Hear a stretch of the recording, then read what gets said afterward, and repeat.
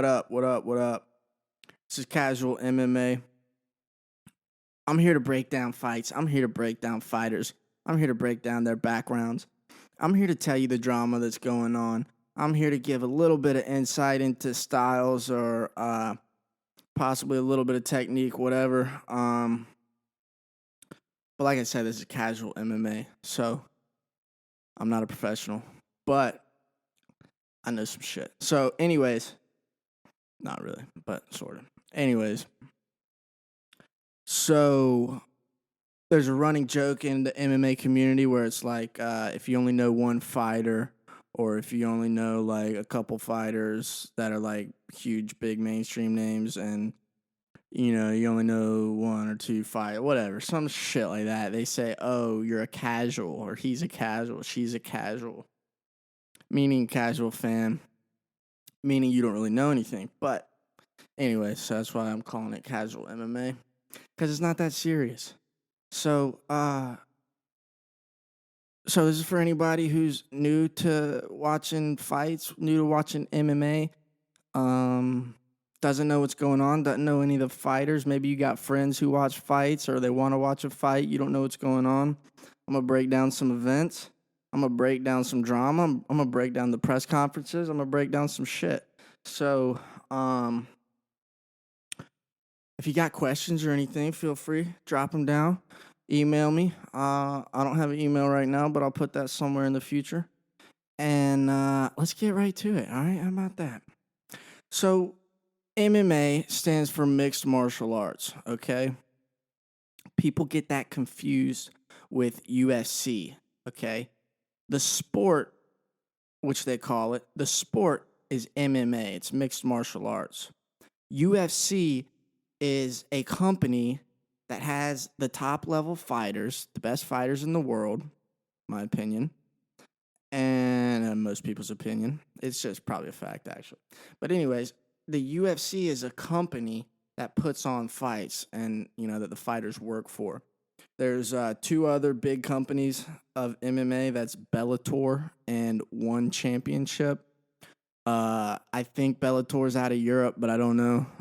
One Championship is out of Asia, and they're more, I don't want to say that they're more traditional martial artists, but the president of the company or whatever, it's hard to explain, but they're more, they don't do a whole lot of trash talking. They don't promote like they don't hype up the fights like in that way, in a negative type of way, I guess sometimes, which UFC is all about, which for the most part I'm cool with. Except some fighters have, you know, sort of crossed the line every once in a while, but they're trying to sell fights, right? They're trying to hype it up. So as long as it's not too cringy, which I'll get into some cringy people. As long as it's not too cringy, I'm down with it. I like it. It's good drama. It's good TV. It's good entertainment. And then they fight, so it's sweet. But One Championship's pretty much the opposite of that.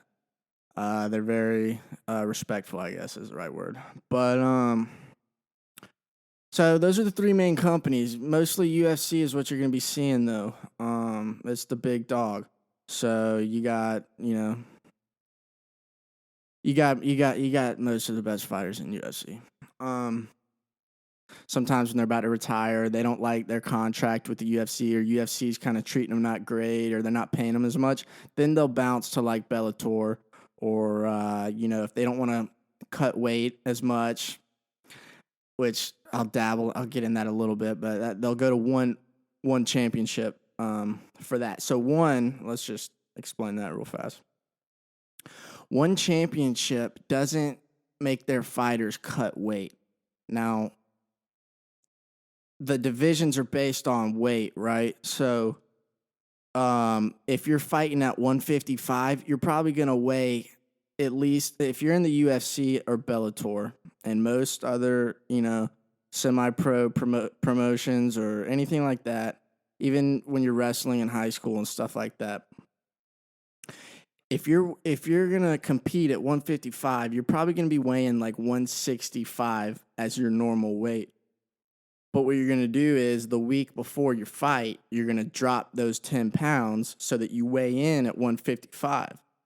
So it can give you a little bit of an advantage because if you're muscular and conditioned and in shape at 165, then you can just cut down 10 pounds in a week or a couple weeks or however much weight it is. People go crazy. They do like 20 pounds or more sometimes, and sometimes it's over. Anyways, it leads to a whole lot of problems because you got to load up on water, then you got to sweat all this water weight out. It's just there's a crazy science to it. It's really stupid in my opinion I mean, if you're only cutting a few pounds, I think it's cool, but it gets pretty dangerous when they do it.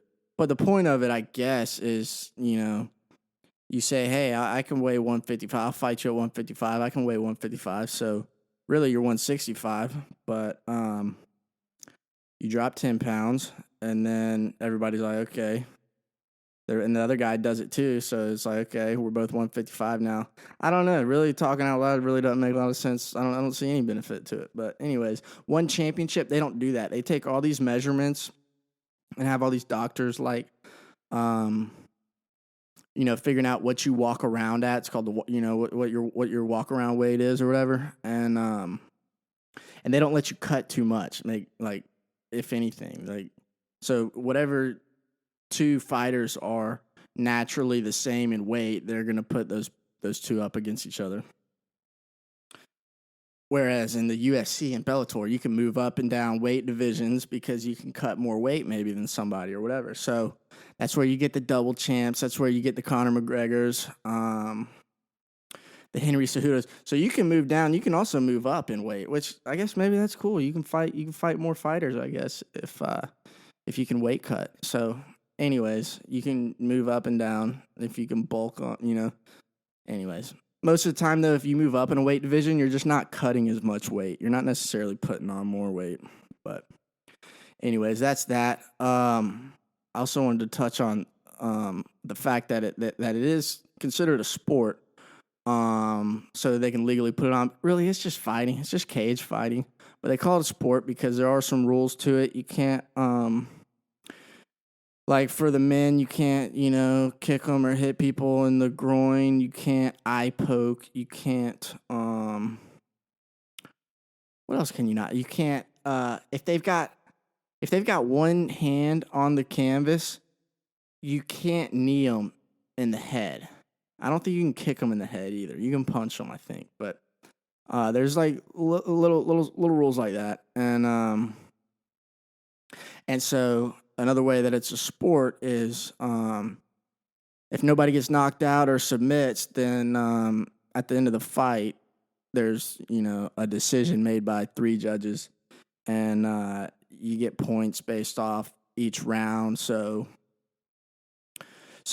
most fights are 3 5-minute rounds, right? So somebody will win round 1, somebody will win round 2, and then somebody will win round 3. So you can win by unanimous decision where all the judges think that person A won, and you can win by split decision where one judge had person A, one judge had person B, and the other judge split the decision. They picked whoever, right? So this is sort of important because if it goes to a judge, the judges are terrible in MMA, and it's similar to boxing. Supposedly, I don't know much about boxing, but supposedly the judges are awful and they ruin it, and they're never fighters. It's the same with MMA though. They're not fighters. They're probably not even martial artists at all, and they don't even know what they're watching. They don't. It's terrible. I mean, you'll hear Joe Rogan rant about it all the time, and it's well deserved because I've seen a couple decisions that were really bad decisions, and I've seen some. It happens in championship fights as well, where the dude loses the belt due to just a terrible decision made by the judge, and that actually really affects people's bank accounts and stuff. Because when you're the champ, you get paid a whole lot more money, more endorsements, more sponsors, all that stuff. So it's a pretty big deal. Dana White, that's a name to remember. He's the president of the UFC. He's been around forever. He's cool. He's a boss. He's good. he always says, "Don't leave it in the hands of the judges," and that's because everybody knows the judges suck. So yeah, that's something to keep in mind. If you see it go to a decision and you didn't agree with it, that's it's pretty common actually. So that's the rules. Let's see. That's the rules. Those are the companies. UFC's number one. Mostly, yeah. I don't know why I really want to emphasize that, but I feel like I should. Let's see what else we can talk about. All right. I mean, I was gonna try to preface this a little more, but I'm gonna get straight into it. UFC 249. All right, this is an event. This is an event that was scheduled for April 18th. All right, I'm just getting straight to it. All right, I'm not messing around anymore. Khabib Nurmagomedov versus Tony Ferguson. Now, if you're not a fan, if you're brand new, if you're even like kind of a some casuals may not know, but this is the number one fight in the lightweight division that's ever been made, in my opinion. More so, now I'm gonna probably make a separate video where I'm talking about the different divisions. I'm gonna say who's in each division, whatever. But for now, I'm gonna keep it pretty simple. Khabib Nurmagomedov is the one who just beat Conor McGregor, which I'm sure most people heard about. And at the time, that was the biggest fight in lightweight, which is 155 pounds. That was the biggest fight in the lightweight division at the time. I think this one, it's not a bigger fight, but stylistically, these styles are incredible matchup. It's the best matchup, like, probably that you can make. I mean, okay, so we'll break down styles. That's one thing I forgot about. I'm gonna get. There's not too much. I mean, there's a whole lot to unpack with that, but I'm not gonna get too deep into it. So, your basic martial arts that are most effective that people are using in MMA. You got boxing, of course. You've got Muay Thai, which is like kickboxing. Okay, it's just boxing and kicks, and they throw knees and elbows in Muay Thai as well. People in Thailand are savages with Muay Thai. I mean, they fight all the time too, and they're insane. Anyways, you want to learn Muay Thai, you go to Thailand. Anyways, watch some YouTube videos on Muay Thai fighters. Anyways, you got boxing, Muay Thai, karate, which is it hadn't proven to be very effective, and I'll tell you why in a second. I mean, I don't want to say that, but I'll tell you why in a second. Karate, jiu-jitsu, boom, that's number one. I'm going to tell you why in a second. Jiu-jitsu and wrestling, which is high up there as well. What else do you have? Taekwondo, to be honest, I don't even really know what Taekwondo is. I think it's a mix of some kickboxing and stuff like that, but I think Taekwondo, they do a little bit more of like point fighting. It's kind of more like I don't know. I don't want to say that and offend anybody, but I probably did. Anyways, that's basically it. You got boxing, wrestling, kickboxing, Muay Thai, whatever. Now let me start by saying, okay, no, let me keep going. Jiu-jitsu, wrestling, right? Okay, jiu-jitsu and wrestling, those are mostly on the ground, right? You wrestle somebody so you can take them down. Jiu-jitsu is grappling and on the ground submissions, right? It's the chokes, the arm bars, the leg locks, the heel hooks, the toe holds, all that good stuff. You get it. So you got to know that stuff. I'll tell you why in a second. But so if you got a fighter, you may hear, there's some things you may hear, right? If you got a fighter who just knocks people out all the time, he just drops bombs with his hands, or he's got good kicks, right? Like Edson Barbosa, he's a Brazilian guy who's got like maybe 3 spinning back head kicks knockouts, something like that. Um, Spinning head kicks. I don't know if it's called a spinning back head kick or just a spinning head kick. Anyway, if you got good kicks, you got good punches, elbows, whatever. Well, standing up, they call that a striker, right? So he's a really good striker. She's a great striker. Um, and then you got people like Khabib. You got people like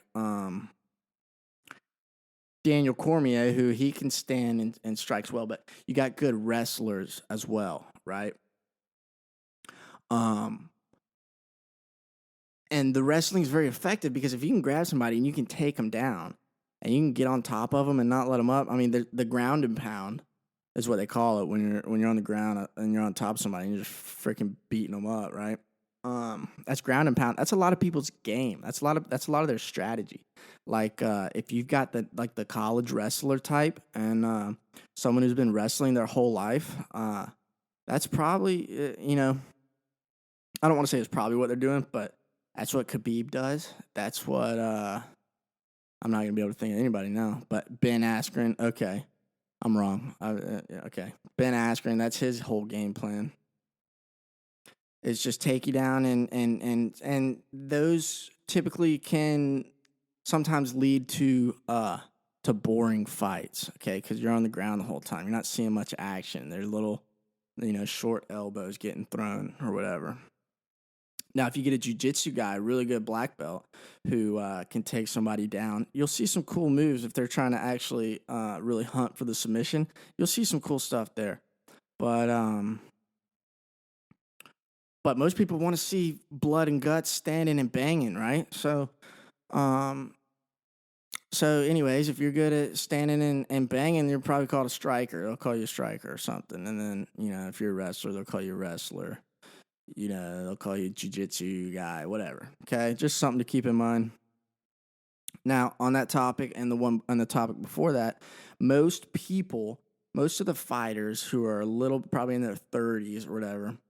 Now, some of the older fighters now, and older ones who have retired now, they grew up, for the most part, I believe, most of them grew up specializing in like one martial art. So they grew up doing karate, or they grew up wrestling at like age 3 or 4 or 5, and they, end up going to college to be a wrestler, and then they transition into MMA.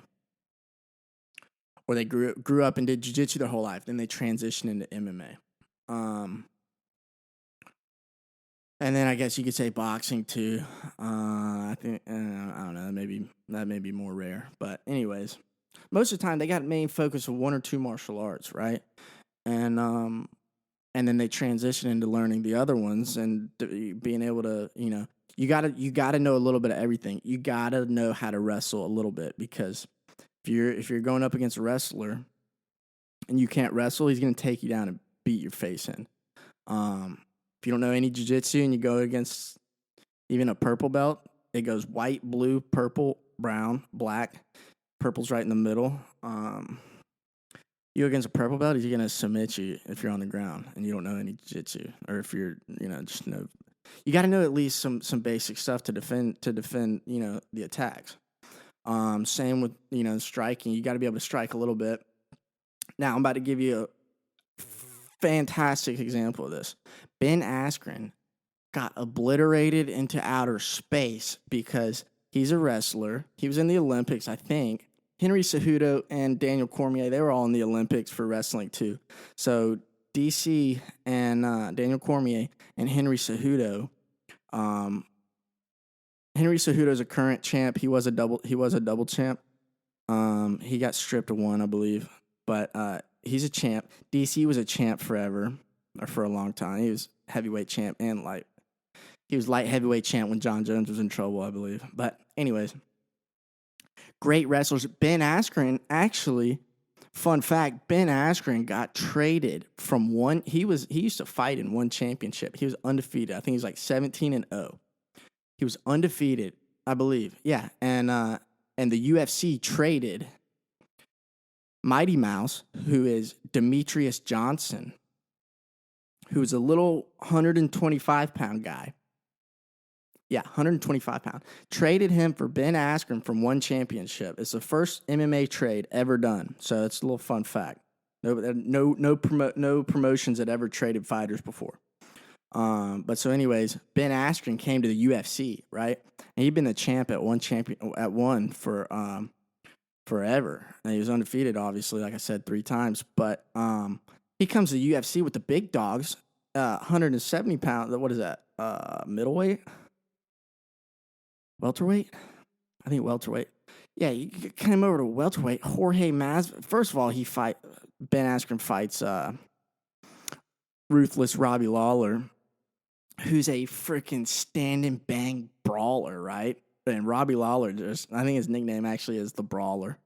No, it's ruthless. God, I'm an idiot. Anyways, Robbie Lawler freaking busts him up a little bit. He's bleeding. I don't mean to laugh. Let me stop here and let me say this. I have the utmost respect for all fighters who get in the cage. Amateur, semi-pro, pro, doesn't matter. Even if you're just doing, Muay Thai tournaments or any type of competition with martial arts whatsoever, it takes guts. So, and yeah, much respect to everybody. I don't ever mean to disrespect any fighter. But he came over and he talked a lot of crap. Ben Askren was just yapping his trap. And so anyways, he gets beat up a little bit by Robbie Lawler. I keep calling him ruthless. By Robbie Lawler. And then he somehow gets Robbie Lawler in what's called a bulldog choke or a bulldog position, bulldog choke position, where he's got like his arm around him like an older brother would do to the younger brother. He's like this, and